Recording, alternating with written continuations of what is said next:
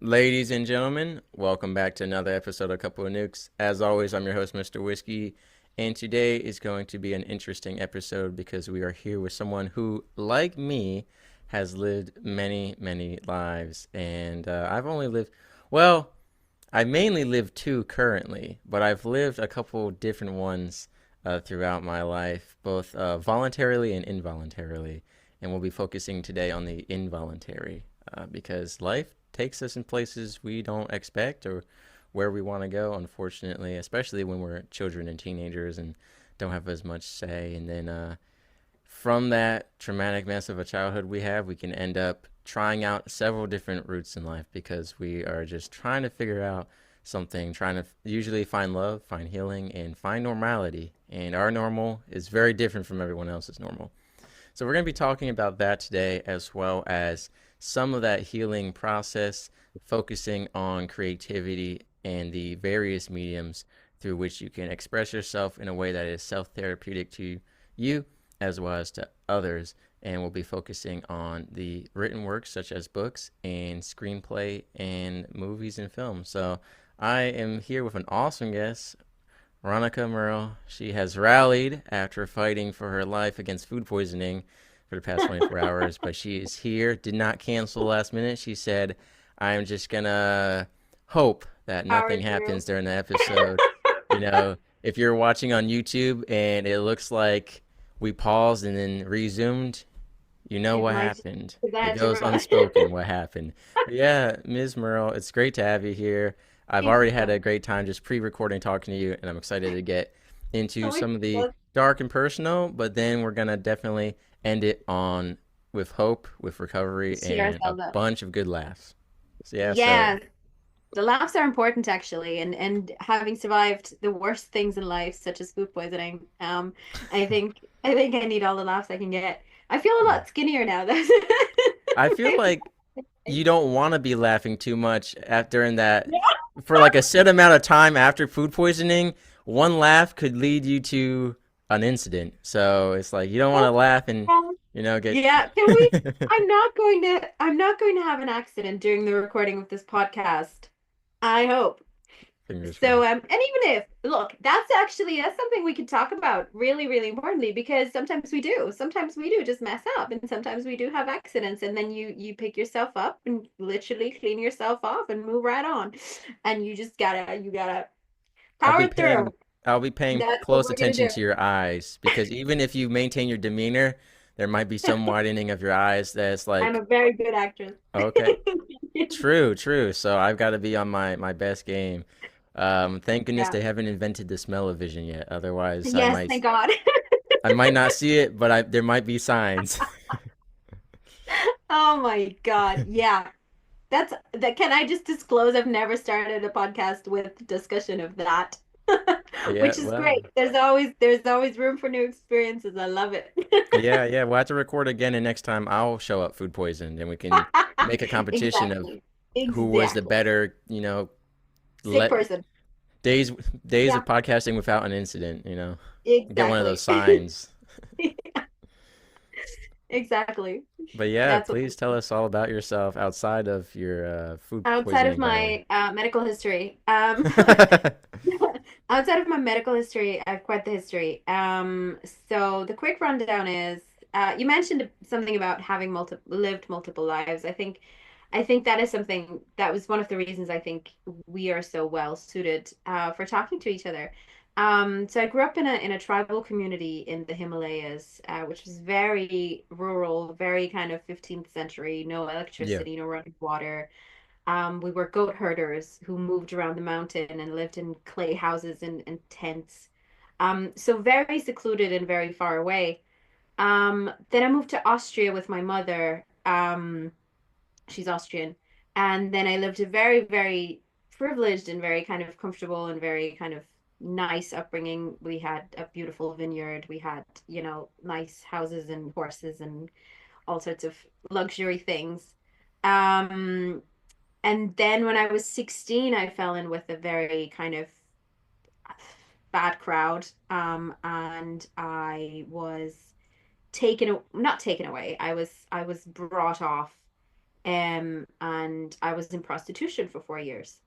Um, Thereafter, I moved to Ireland and had children and had a very corporate kind of life. I worked at Microsoft, I worked at lots of different companies and had a very kind of normal job in a suburban life.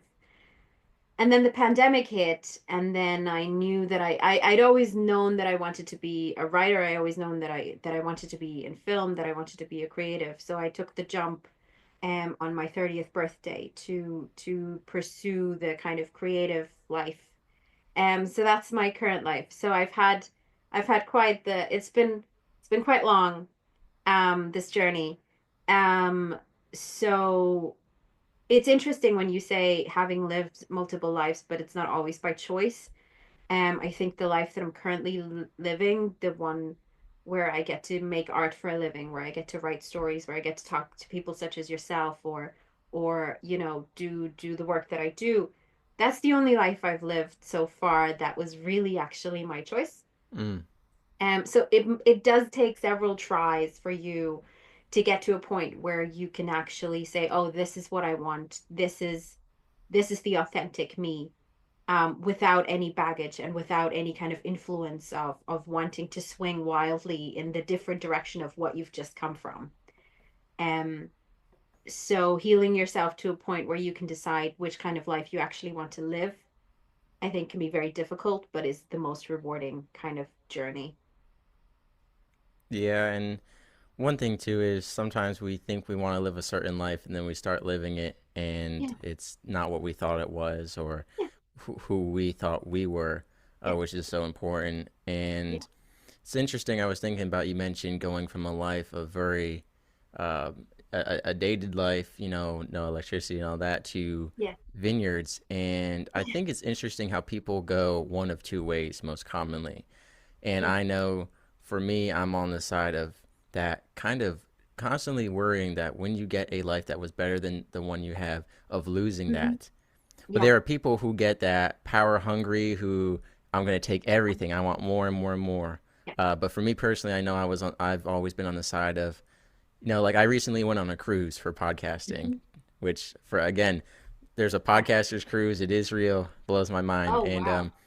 it was something that I never imagined going on. And it's Yeah. not something that it was never an issue of could I afford it or not. I just, I was never, that was not a part of my childhood. And I remember I was on the cruise ship in this fancy restaurant and I was like, this could all go away at any time. That's my mindset, to really appreciate what you have. Not, don't live too much in the future of loss, definitely take in the present. But all that to say, when you transition, were you kind of that mindset as well? Like, I don't ever want to lose this. I don't want to go back. Or were you like, this is my new life and I'm going to party it Mm. up and enjoy it? I think the fear of loss is something that everybody who has ever lost something in a traumatic way has to contend with. I think, but if you let that fear of loss kind of drive your decision making process, that can Mm, become very, like you were saying, that can become very toxic very quickly. Of course, I am terrified of loss. I am continuously terrified of loss. That's something I'm still working on. That's something I'm still working through, and that goes into all aspects of life. That goes into relationships. That goes into the loss of your home, the loss of your job, the loss of your income, the loss of your family, the loss of your loved ones. Like it doesn't end this kind of that niggling kind of fear that sits in the back of your head, that tells you that you're going to lose everything and you're never going to be able to rebuild. So being able to work with that voice and kind of calming that voice down, that's a process. Like that's a very difficult process that I think a lot of us who have gone through really, really bad things um have to contend with. Um, and what I found most helpful in when that voice gets loud and when it tells you, oh my God, what are you even doing it for? You're gonna lose it all anyway. Yeah, yeah, you will. You will. Of course you will. You're human. Death happens. Life happens. right. Everything in between happens. You're going to lose these things. You do not hold on to things. And the more often we get to relearn that lesson, the better. Like the more we get to realize that it's okay for us to let go. Letting go and losing are two different things. For They're sure. two entirely separate things. They lead to the same result of you not clinging to that thing anymore, whatever that thing is, whether that's a relationship, a home, a job, whatever it is, a car, whatever it is, you're clinging, you're holding on and you're clinging to it and you're trying to hold on and you're sinking your claws into it and you love it so much you don't ever want to lose it. That's very stressful. That can be a source of a lot of anxiety. That can be a source of a lot of pressure and a lot of pain. Yeah. And then taking a step back and letting that thing go, not the anticipation of loss like you were saying, to live in that, oh my god, I'm going to lose it one day, so I'm going to anticipate that loss and I'm going to pre-hurt myself Hmm. and have pre-anxiety about the loss that will Yeah. occur, and much more kind of a sense of, okay, I'm going to breathe into this loss. I'm going to understand that this is going to happen. It might happen tomorrow. It might happen whenever. It's not going to be something I can influence. It's not going to be something I can change. So I'm going to find acceptance. And if I have to go through all the stages of grief and be angry and be depressed and go through my bargaining and go through my everything Right. for me to come to acceptance about everything that I love, then all of a sudden that love can be a much more kind of true and honest type of love, Mm. because it's not sinking your claws into it, holding on kind of love. It's, I love you for, I love you, I love my car, I love my home, I love my whatever, for the present moment that we're in, not because I'm trying to hold on. Now, I give great advice. I am real. This is the worst thing. Like, this is my worst flaw. This is the one thing I'm still struggling with the most, is not Mm. being able to let go of things and holding on to things too Yeah. tightly. So I'm just trying to convince myself of this right now. No, I was gonna But say it you're is just like me. Yeah. yeah, the things that I have been able to let go, and the things that I did kind of were able to work through and were able to find peace with. I found the process of grieving them, even sometimes when I still had the things, the process of just allowing myself to grieve them and then come to acceptance, Mm. that was always the process that helped me the most. You reminded me of something I heard about a year or a year and a half ago in a podcast I was listening to, and it was something that just really blew my mind. It's amazing how shifting the way you talk to yourself or phrase things can really impact you. I've had a couple experts on the show going over the placebo effect, the mind and body connection, and all this stuff. Some scientists, some doctors, and it's really amazing how we can rewire our brains. Like it's really amazing. And Mhm. someone said, I believe it, I want to say it was Di Manuel of the 2% Solution or 2% Better podcast. Don't quote me on that, but I believe it was him who said it, or he quoted it, which was, instead of saying lose weight, we're letting go or we're releasing Yeah. that weight. Because he said when you lose something, you want it back, right? You want to Yeah. find it, you want to get it Yeah. back. And he goes, so we need to shift the whole culture around. We need to lose weight to, we need to let go of that weight. We need Yeah. to release it. And so I just bring that up for Yeah. anyone who hasn't heard that. And if you're struggling Mhm. and you find yourself working out and doing the work and letting go of that weight, and then you're going back and getting it, uh, maybe it's you might need to shift the way you're talking to yourself. And I know it sounds crazy. You're like, how could just changing that phrasing do it? But the subconscious, it really Yeah. blows my It's so mind powerful. It's how so powerful. how powerful it can be. And so when you were Yeah. talking about losing versus letting go, I instantly thought Yeah. of that conversation I had heard about weight loss. And I was also thinking about, relationships, especially toxic relationships. And, Yes. guys will say, well, I don't want to lose her, man. But he's in the context of he's talking about letting her go to heal, or vice versa. The woman is saying, hey, Yeah. I don't want to lose him. I love him, but I need to let him go so that Yeah. that I can love myself or whatever it may be. And Yeah. losing, it has such a negative context. Yes. But that's why I think letting go is a more positive context, because you can be losing something for the benefit of yourself or others, Yeah. and that's a positive, but the word losing still makes it sound so bad. It implies that, and it also kind of implies that you're at fault for the loss, if That you know you're what I a mean. loser. That you're a loser, that Yeah. you've You lost the lose game, things. that you didn't Yeah. win something, that you weren't strong enough to hold on. No, no, life is not like that. When there's two things that you hit on there that I really find so fascinating, so interesting. One is mind over matter. Like one is the kind of that your mindset controls so much of what physically Yeah. aligns in your life.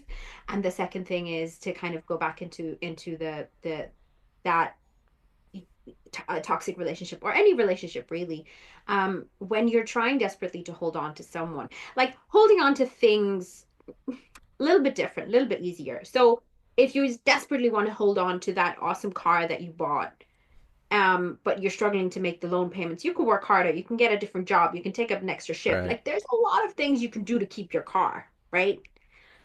There's not a lot of things you can do to keep your boyfriend or girlfriend when they're just not in love with you anymore. Mm-hmm.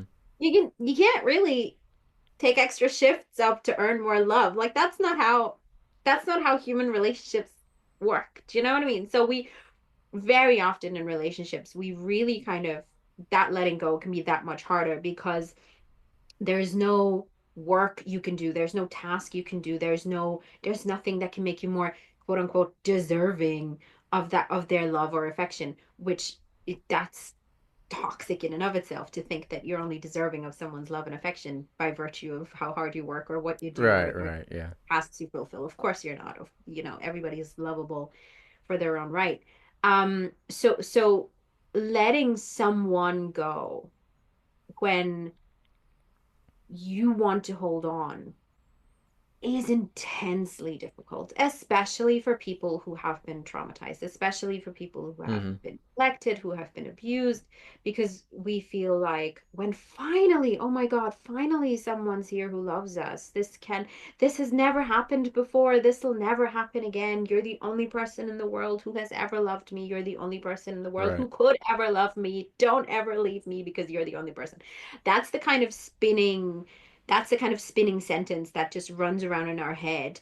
And that's how we ourselves can become very toxic partners. People who have gone through trauma can be very, very toxic partners because we're just so terrified of losing that person or losing that tiny little glimmer of hope. So we cling Mm-hmm. on and we hold on, or we become completely the opposite of not being able to connect at all, Yeah. becoming avoidant and being afraid of commitment, being afraid of partnership, being afraid of connection. So it's very difficult being with a person who has gone through trauma. So then to understand that about yourself, to know, okay, my brain is wired differently from most other people because through whatever happened to me, my actual physical neurons are firing differently from what a normal brain should do. Okay. So that's the first step. You understand yourself, and then we connect back into what you were saying, about your mind and your mindset being so much in control over the outcome. We have to understand that when we have gone through horrendous things, especially when those things happened in early childhood or during our formative years, so in your late teens, early 20s, and especially if those things were prolonged. So if you were subject to many, many years of abuse, many, many years of horrible things, or many, many different incidents.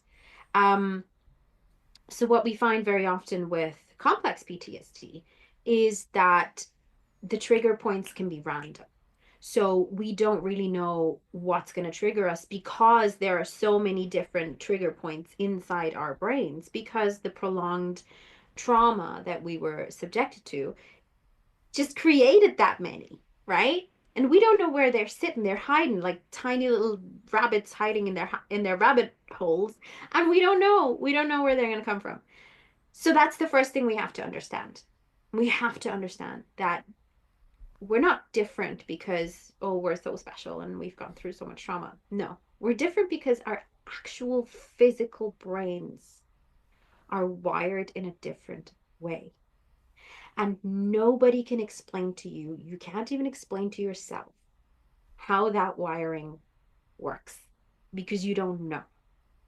So when we understand the really, really nitty gritty physical aspects of our brains being different, then all of a sudden we can come into understanding that, okay, now I'm going to have to work with this hardware that I've got, for better or for worse. I wish I didn't have it, but this is what I got. Right. How am I going to rewrite these pathways? How am I going to redesign these synapses? How am I going to create a neural network in there? Because this is plastic matter. We can change it around. We are not locked into whatever is going on in here. We Mm. can change this around, okay? How are we going to do that? We're going to do that with talking nicely to ourselves, looking ourselves in the mirror, having relationships that are healthy, letting go of things, um, redesigning, actively redesigning the pathways every time we feel ourselves going down like a familiar pathway of talking horribly about yourself or going down a toxic kind of relationship pathway. We take a breath and we stop ourselves and we understand the reason that we're doing this is because our brains are wired incorrectly. And it's hard work, it's physical work. It's like building a new road, and that takes a lot of work. We're going to dig up the trench, we're going to pour the concrete in and build up the whatever. I don't know how you build a road. I've never built a road in my life, Yeah. but you know what I mean. So it's hard work, right? And unfortunately, it's very unfair. And it Yeah. makes me so angry that Yes, we it have is. to do all this extra work. But we have to do all this extra work. If we want to be healthy people, and we all deserve to be healthy people at some point, um, that's what we have to do. Well, to summarize what you said very, very simply in a great quote I've heard, it's hurt people, and you talk about, and it's not intentional. In fact, I Exactly. actually listened to a podcast the other day. It was pretty interesting. They had an expert on talking about the different types of attachment issues that result Mm, from a traumatic childhood, the yeah. anxious attachment, the disorganized attachment. And I'm actually trying to get that guest to be on my show to talk about it. Yeah. So, but right, like you said, because of that, people can tend to form this I need to hold on, Yeah. even if something is hurting them, Yeah. because I'll put it like this. Let's say you've never had plants in your house and you've always wanted a plant in your house, and then you end up getting a cactus, but you try to hug it and it stabs you. But you're Yeah. going to hold on to it because it's the only plant you have. Yeah. I know that's a bad analogy. I'm an But it author, is. but right now I'm podcasting, so I didn't, not an author on demand. But I was going to say one thing I want to mention and clarify. You talked about how you can't pick up an extra shift in, at the Love Foundation to, get more of your wage More there. love. What I want to say for everyone listening, we're not saying if you're going through a rough patch in your relationship to give up or anything. What we're saying is that Oh, if it is 100%, someone yeah. falls out of love, or the big thing that you hinted at was you can't work, X, Y, Z in a certain way Yeah. to change someone from who they already are. Exactly. Actually, Yeah. I read something the other day that really describes toxic relationships or relationships where people are holding on, which is it. Johnny T, shout out Johnny T, host of Refuge Freedom Stories. He sent me a Substack article about marriage, and it said Mhm. these are the four reasons why you should not marry someone, or like the four reasons why you shouldn't marry someone. And it was like the first one was if it's because of lust, not love. Mm. If that physical attraction is too big a factor, if it's almost to the point of objectifying rather than just being a Yeah. part of why you're attracted to someone. If Yeah. you don't agree on politics, religion, or finances, and then if you're waiting for things to change, then it was Yeah. like, how long have you been waiting? How long will you wait? And then if you or your partner have to change significantly from who you are, there's a difference between compromise between the two of y'all and complete change. Oh So God. I And think compromise is that's so important. Yeah, so that's what you were addressing, and I just want to Exactly. clarify because I don't want a bunch of people to be like, you know what, Ronika and Mr. Whiskey said, you can't work hard, we can't make things work. Goodbye. Don't go out No, there no, no, dumping no, no, people no, left no, and no, no. right. There's, You yeah, know, exactly. Thank you for clarifying that. There is a yeah, of huge course. difference. That what I was trying to say was that you can't make someone love you, no matter how hard you work. If they don't Yeah, love you, you cannot make yeah, them. You cannot force someone into loving hmm you. And if you would have to change yourself completely top to bottom to make them love you, that's not love. They don't love yeah, you. You know what I mean? So, yes, exactly. So it's uh, relationships are so difficult because they rely on so many different factors to really be successful.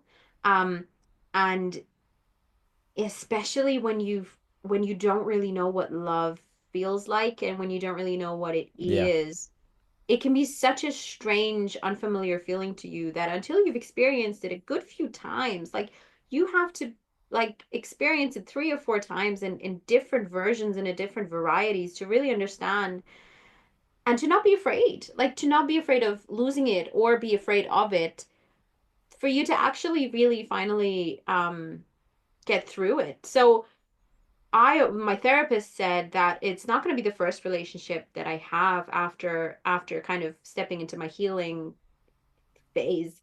Um, that's not going to be the one that lasts, and it's not going to be the second one. It's not going to be the third one. It might be the fourth one. It might be the fifth one. It's only after a good few healthy relationships, and that's not just romantic relationships. That's friendships. That's everything else. right, Because other people who have had a non-traumatic upbringing or who have had a very healthy family structure, who have had a very healthy, calm, peaceful life, the kind of life that everybody should have. Those people learned those relationship structures when they were in kindergarten, and then when they were in middle school, and then when they mm, were in high school. They learned those things, um, kind of in an unbroken manner. I didn't. I had no idea. Um, and a lot of people who either they might have grown up healthy, but then had a really traumatic event later in life that just kind of disrupted everything for them. So they have to relearn these things as the new person that they've become. That's fine. If it takes you a couple of years to really understand, oh, this is what human relationships are like.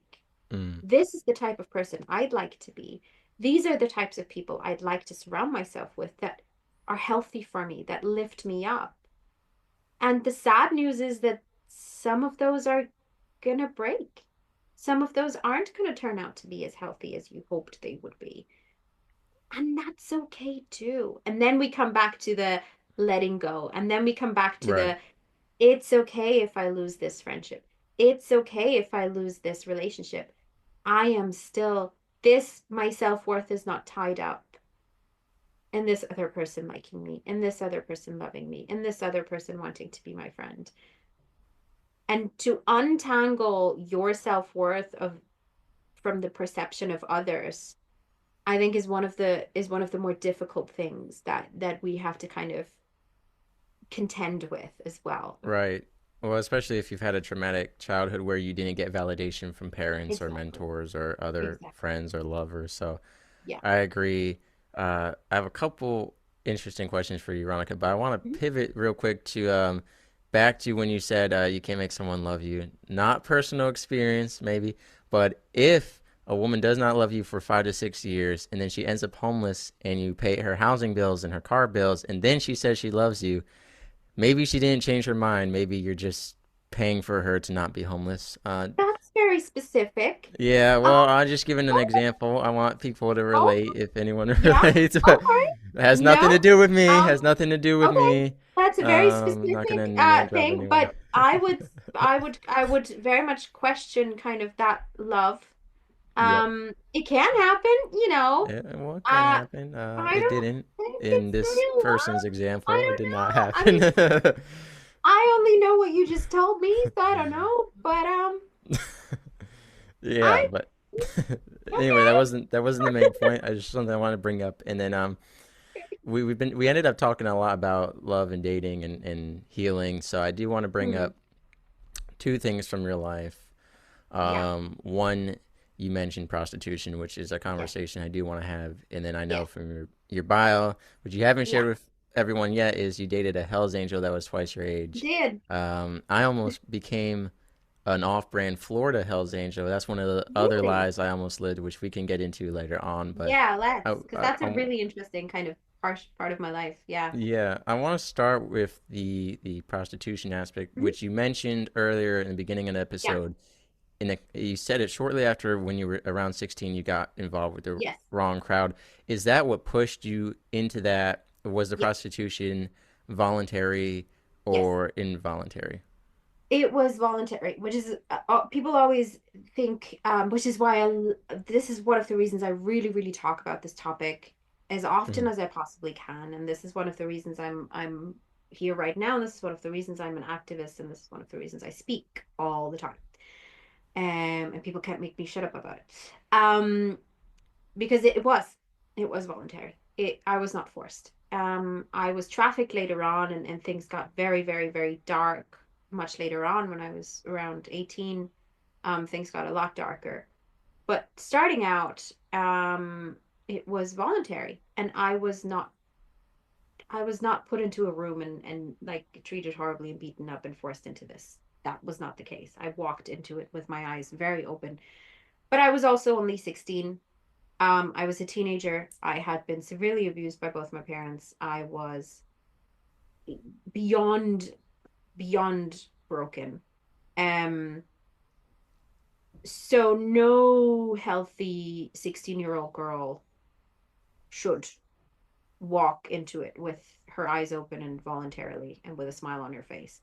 So the Right. fact that I did already showcased just how completely um damaged I was before I even started. And 4 years in pretty violent circumstances certainly didn't help to make anything better. So when I say I volunteered for it, what do I mean? I mean I met. I don't want to use his real name, so let's call him Joe. I met Joe when I was 16 years old. He was a Hell's Angel at the time. He was 34. He was a dangerous man, a violent man, but a kindred spirit. Mm. And I really struggle. A lot of people whom I've told my story to have a lot of bad words about him. I will not utter a bad word about him, not once. Um, he was a pimp. He had multiple women. I was, like I said, I was 16. I met him in a bar. He walked in with all of his Hells Angels crew. He saw me across a crowded room, and my fate was sealed. And we were together for 4 years, and throughout those 4 years, we had horrendous times together. We had, you know, shootouts and gang violence and really just awful things. He was kicked out of the club, which you can imagine led to consequences that were quite severe and quite dire, which led to situations in which my life was very much at risk, and I was, you know, perched under my kitchen table with a gun pointing at the door. So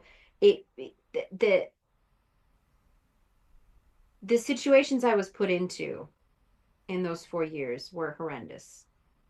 The relationship I had with oh Jesus, I'll cut that out. there's his real name. Fuck it, doesn't matter. Um, the relationship I had with him, I don't want to say that that was a bad thing in and of itself. Were you in love with him at the time? You were Yes, attracted to his wildness and the authority I and all was that. definitely I was definitely in love with him. I was definitely in love with him. And I know for sure that he was too. Not at the beginning, because at the beginning I was just a girl. At the Yeah. end, I know that there was there was something there for him too. Um, the day I left, the day I got out, he tried to get me back for a few months after I got out. So about 3 months after I left, he quit prostitution, opened a little cafe, broke up with all his other girlfriends, and I got back in touch with him a good few years ago, and he really did quit prostitution. He runs a little cafe now. He found Jesus, and he's pretty happy. So, I mean, redemption, you know.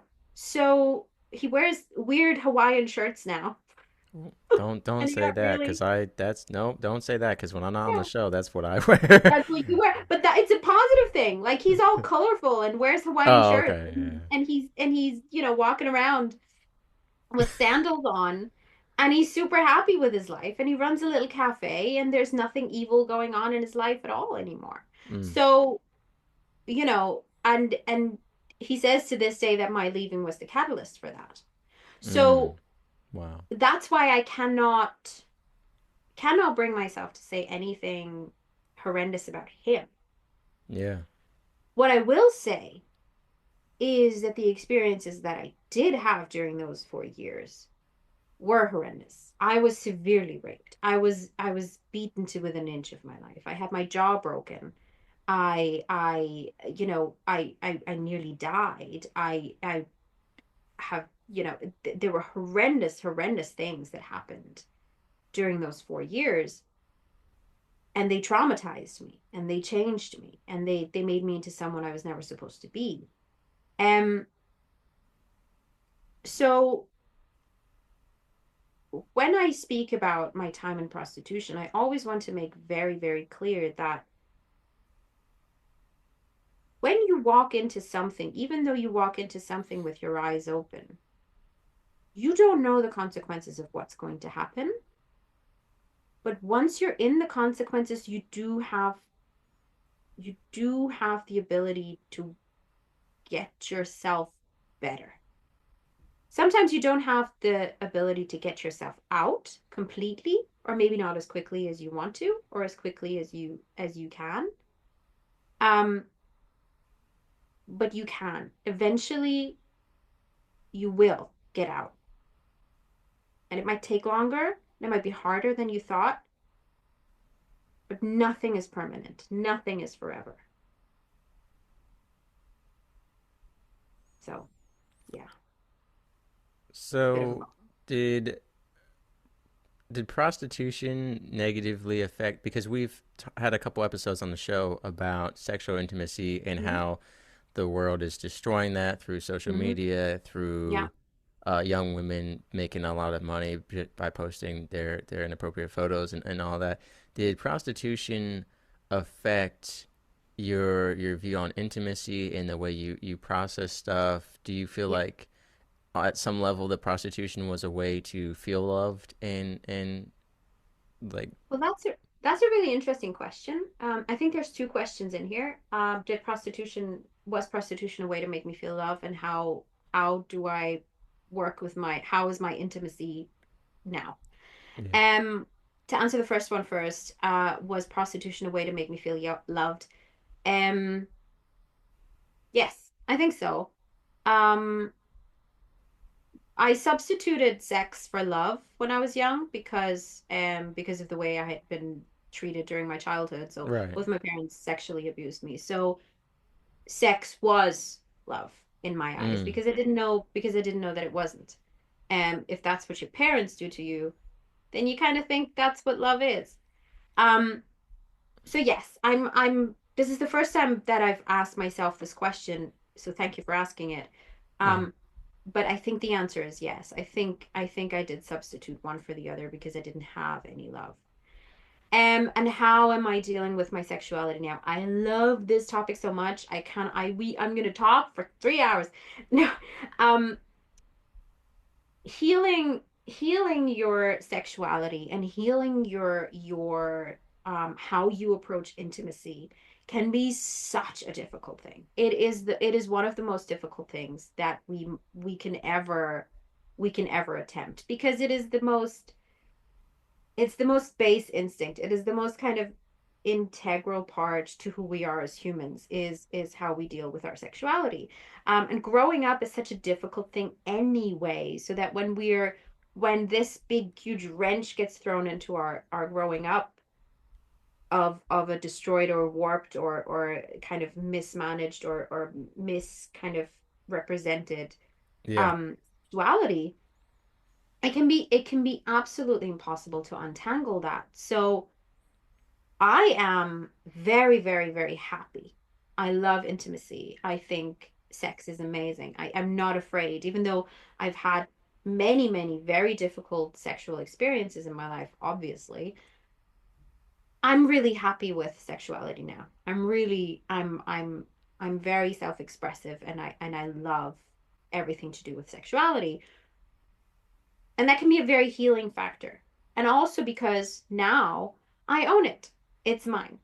Mm. And to rediscover that I own my own body has been a really, really difficult process, but that's one of the processes that I feel like I've actually accomplished and that I've actually been successful in. Um, so how do you take back control over your own body if you feel like if you have been if you have been made to feel like you don't, which is always the case in rape, always the case in sexual abuse, all a lot of the times, even the case in severe neglect when we don't have any sexual intimacy and that's something we long for. How do we take control of, in that case, of our own body, which can be also very harmful and very painful and very, very, damaging to us. So what can we do?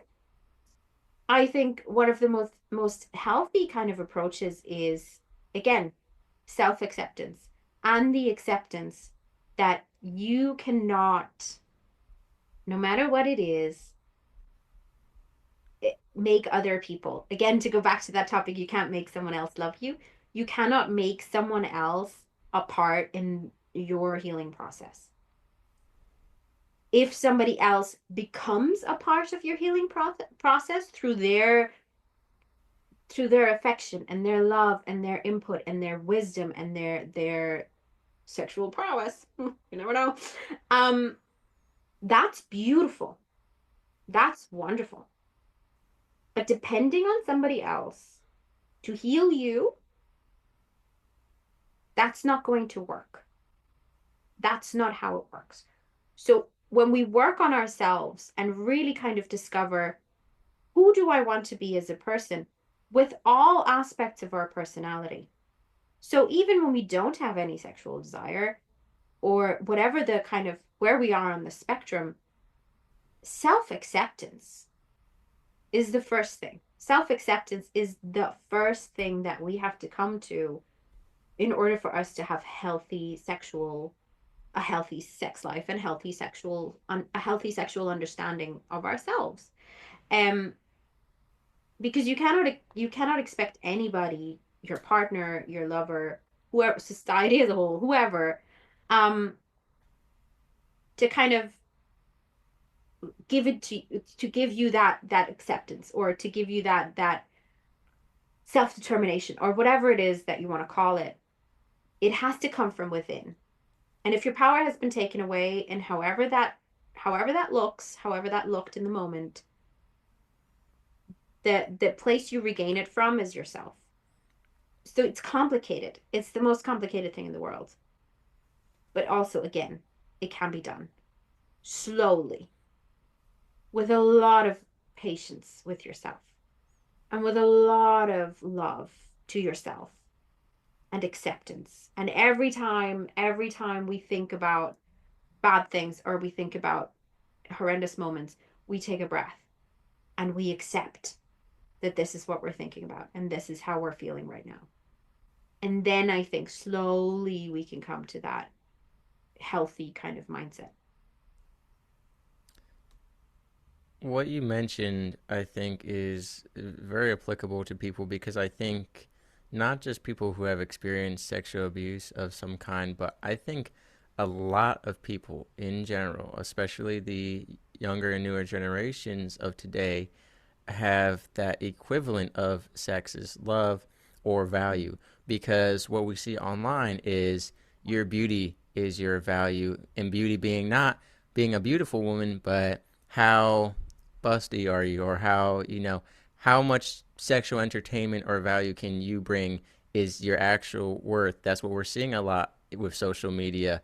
We Yeah. see young women developing eating disorders, which is nothing new, but Yeah. on a worse level now, we see editing and social media presenting false narratives. Mm. Both social media and pornography setting up expectations Yes. of value and sexual content that is not realistic. And then just the fact that kind of like if we also see like kinks and other sexual things being like, well, you can't just have regular sex. You know, that's not valuable enough. You need to do all Yeah. this You have crazy to. stuff. Yeah. You need to, and if Yeah. you have a disability, you're actually more valuable. So society has taken a really, in my opinion, a very negative twist Yeah. in that direction. And so I think what you said, that sex is a substitute for love, I think that's something that a lot of people feel. And Hmm. what I want to say is if you're someone who, where sex, like you're someone where sex means love to you, you Yeah. need to communicate that with your partner because I have found out, and I know plenty of people who have found out that when you think sex means you're in love, this is something special that you would only do with someone you love. There are people who have sex with you who don't feel that same way, Yeah. and then you'll find out that they're not in love with you, or Um, that this doesn't mean you're going to get married, or that mm, which is so I think it's important that you communicate that, which can be a very difficult conversation, a taboo conversation, especially when you're teenagers or in your mid yeah. 20s. But it's an important conversation to have because, like, I don't want to get too personal here, but like there was a woman that I did have sex with a few times, and I was in love with her, and I thought that if you're gonna have sex with me, that means you're in love with me. We're gonna get married, and she did not feel that way at all. Yeah. And so I found out the hard way that like that's something you have to communicate because some Yeah. people, everyone has different views, Yeah. regardless of religion, regardless of culture. Everyone has Yeah. their own personal view, whether it's Yeah. because of their childhood or just what they believe on what sex means to them and what it means Yeah. for the person that they're sleeping with. So please Yeah. communicate that. Like you said, Ronica, it can become quite a mess. It's already such a mess, and then when you have trauma on top of that. So if I heard you correctly, did you say you had kids at some point? I did. Yeah. I have two sons. I have So two how beautiful did sons. that change, kind of your life? How did that change your life? You don't have to Oh tell us my how old gosh. they are, but like when did that They're six happen? and 10. They're, oh my gosh, I lie. He just turned 7, actually. He just turned 7. So 7 and 10. Um, I think I always wanted to be a mother. I think becoming a mother, and I became a mother quite young. I was 23 when I had my first. So I was quite a young mom. Um, and Depends who you ask. Some might say you were yeah, behind the some might say game. that's Some might say already you're old. you're taking too. Some might say you're past your prime. So Yes, well, um, but I always wanted to be a mom. I always knew that I was going to be, and becoming a mother, I think, first of all, it makes you grow up. You really have to grow up. mm, You grow up quite quickly. And then also your capacity for love goes away, or it grows just exponentially. But what it really kind of the most pivotal thing that it made me see immediately um was my parents.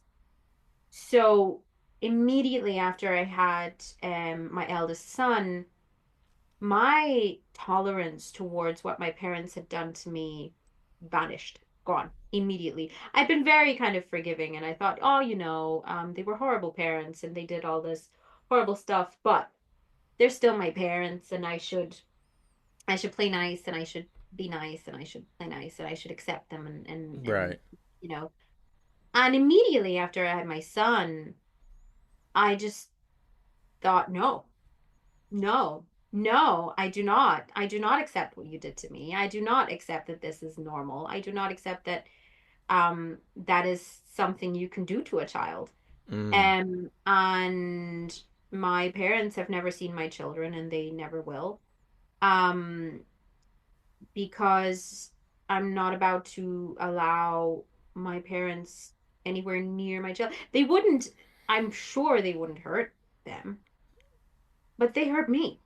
Right. No, I They hurt understand. me so badly that no, they should never be allowed. So I think what the first thing it really made me realize how bad my childhood actually was, because you don't, when you're living through really horrible things, very often we don't know that they were so horrible. Or the phrase that I've heard all over and that I've heard a million people repeat is, oh, it could have been much worse. Or, oh, it wasn't so bad. Or, oh, you're just exaggerating. It wasn't as bad as you remember. Those are the phrases we always hear, and they're bullshit. They're not true. It's a lie. It was as bad as you remember. It could have been, maybe it could have been worse, but it could have been a hell lot better as Yeah. well. Yeah. Um, and it definitely was as bad as you remember. So, um, immediately after I had my children, um, I unforgave my parents, um, and have not spoken to them since, Mm. because I understand what it's like. I understand what it is to be a parent, and what they did ain't it. So, yeah, that was the main flip, the main switch that kind of flipped inside me. I can understand that. I think it's interesting. In fact, actually, in the episode before this, we were just talking about forgiveness and boundaries being Mhm. held emotionally hostage, specifically forgiveness versus denial. Yeah. And when it comes to our parents in particular, that denial being, oh, I just don't want to think about that, or they're my mom or dad, Mhm. and we were talking in the context of alcoholics and drug addicts Mhm. and abusive parents, but it applies again to that kind of situation as well.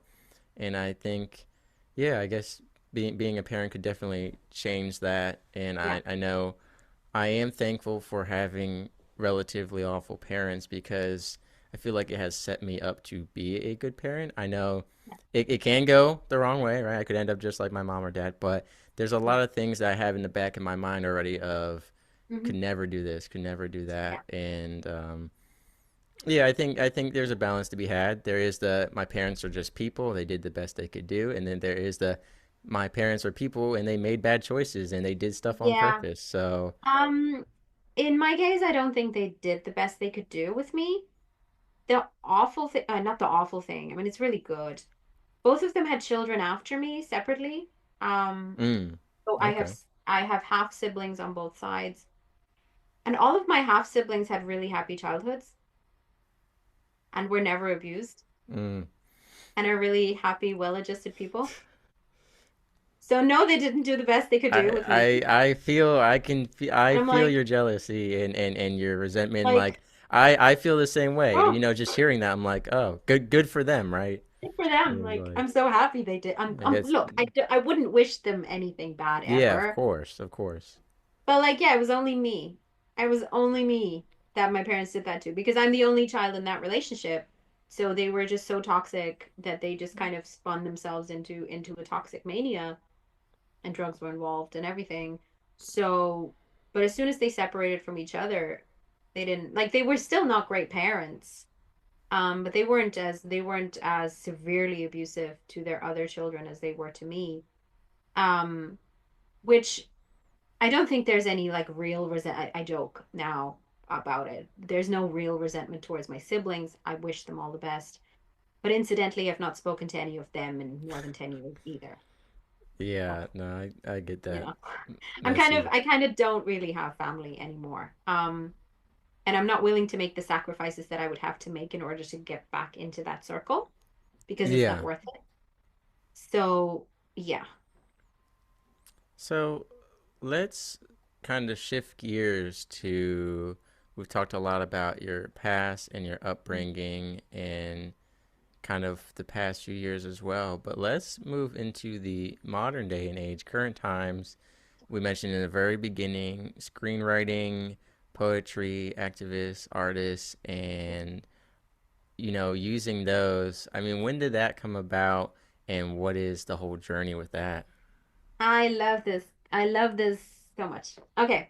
I feel like The you said first that for time everything, but I know, I'm just so excited to be yeah, here. yeah. You Thank have you, such thank you, amazing questions. This is really thank good. you. Um, so I got an email. I was sleeping on the floor. I had been made to sleep on the floor at 7 months pregnant, with my Wow. second child. And I was sleeping on the floor in the spare bedroom, because my ex-partner didn't want me sleeping in the bed. And I woke up to an email that morning to say that I had been published for the first time ever. Um, so when I say that writing saved me, I mean that quite literally. I started writing poetry when I was pregnant, the second time, because I was in such a like sad and desperate and lonely place in my life. My partner didn't love me. I was pregnant at the time. He absolutely did not love me anymore. Um, my children were happy and healthy, but I definitely wasn't. Mm. Um, and I was with everything else that I was carrying, I'd lost my family at that point. I was living in a country that wasn't my own. I had emigrated to Ireland, um, for my partner. I was now living in Ireland. I had a good job, like I had a good, nice, comfortable corporate job, but that's only so much you can do. And I was dealing with this trauma, this just like trauma laden life that I had led.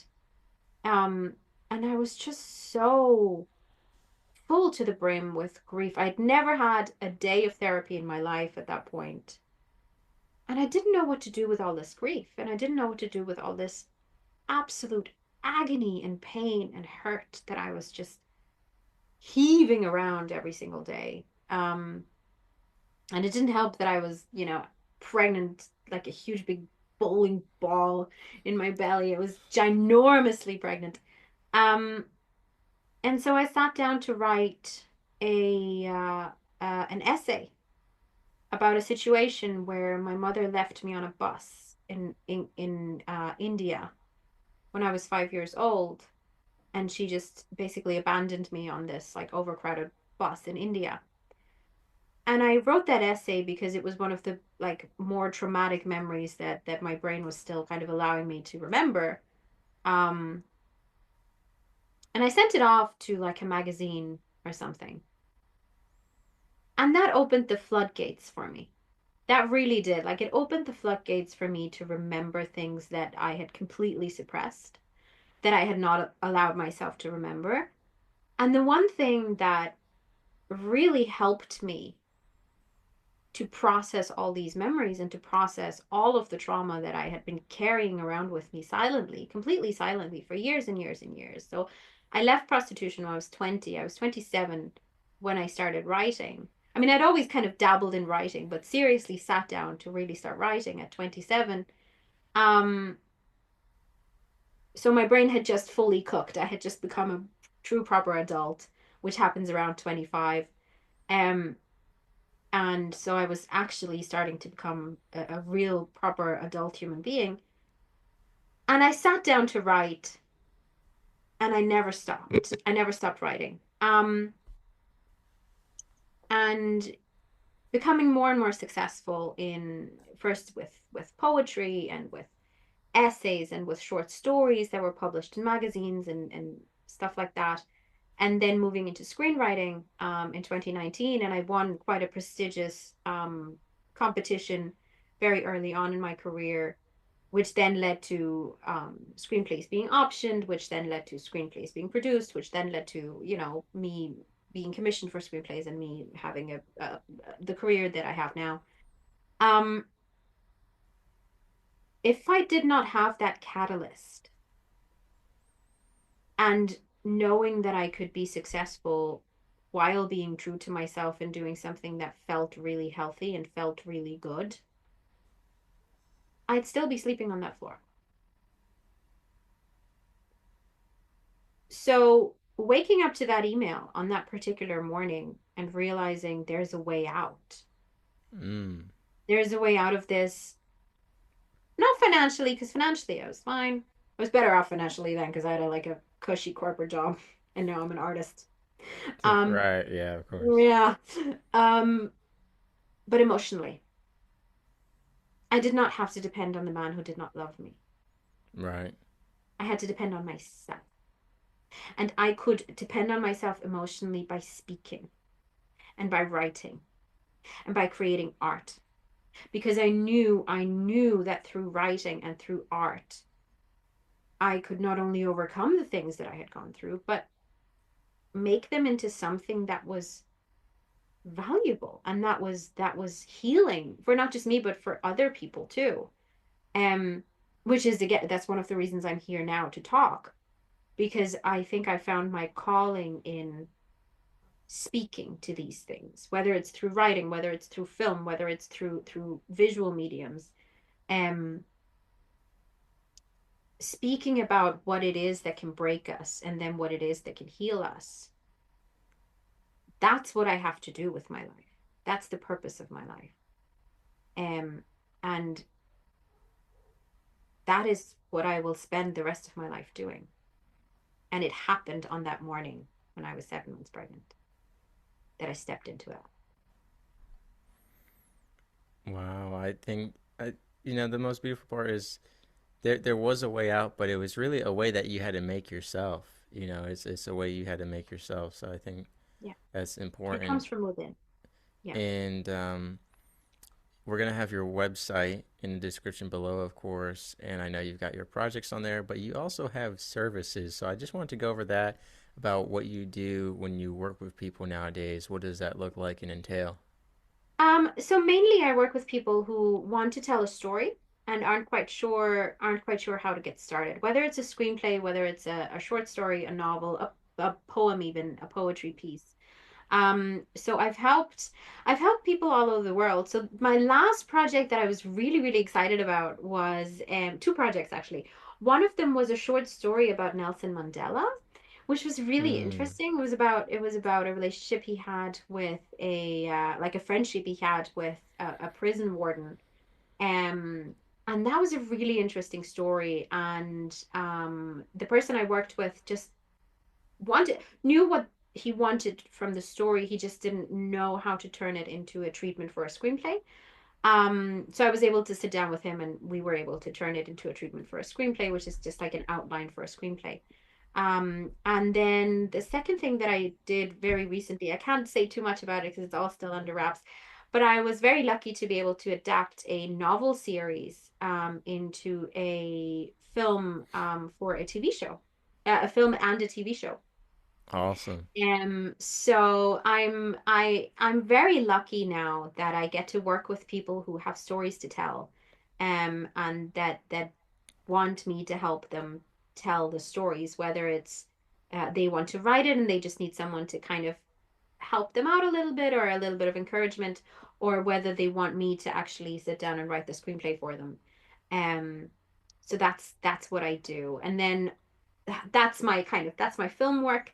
And then this half of my work is obviously outreach and speaking to it's not just podcasts that I do. I speak with trauma survivors. I speak with women who have gone through domestic violence. I work with Right. a women's refuge here in Ireland.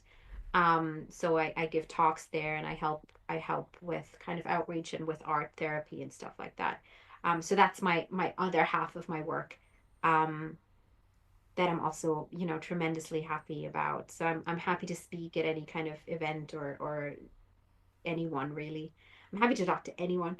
Um, so those are my two worlds that I try to combine. Mm, yeah. Well, Veronica, this has been a great time. I really enjoyed Yeah. talking to you. And is there a main message you want to leave everyone with? Or maybe it's just wrapping up everything you said with a pretty bow here. I know you said a lot of great Um, advice, and I think yeah, I I think think you I really think my resonated with a message lot of people. I hope so. I hope so. My message is it feels very, very hard, but it's really actually quite easy. Um, it can get better, it will get better, and the only way to do it is in tiny little steps. 10 seconds a day. 10 seconds a day of you feeling good about yourself, already a win. Because tomorrow it'll be 20, the next day it'll be 5 minutes, and eventually you're going to feel good about yourself all the time. I think that's great advice. Like you said earlier on, the negative self talk has so much more power than we give credit to. And, when we start thinking negative, it's like a snowball on top of a snowy mountain. It Exactly. really builds up fast. Whereas positive thoughts is like trying to push that all back up the mountain. It takes a lot Exactly. more work. So don't start your day off negative. Don't start your evening negative. Just think good things. And like you Exactly. said, a little bit more each day. But Yeah. yeah, I think we've gone over a lot of great things, and I really We appreciate really having did. you. Thank you so much. Oh my God, this was the best conversation. Thank you so much. And just for everyone who was wondering, did you make it through without any incidents, or Did. Imagine that. I did. My food poisoning is really gone. You all healed right, me. that's good. All right, well, thank you so much, Ronika. I Thank appreciate you it. so much. Sailing through the ocean blue, nuclear reactors, my crew, guiding the ship, the stars as our guide, through the waves we ride. Jokes and laughter fill the air. On this voyage we have to share, working together, side by side, as one family we will abide. In the heart of the ship we reside, nuclear operators with pride, powering the vessel with every stride. Our mission, a source of great pride.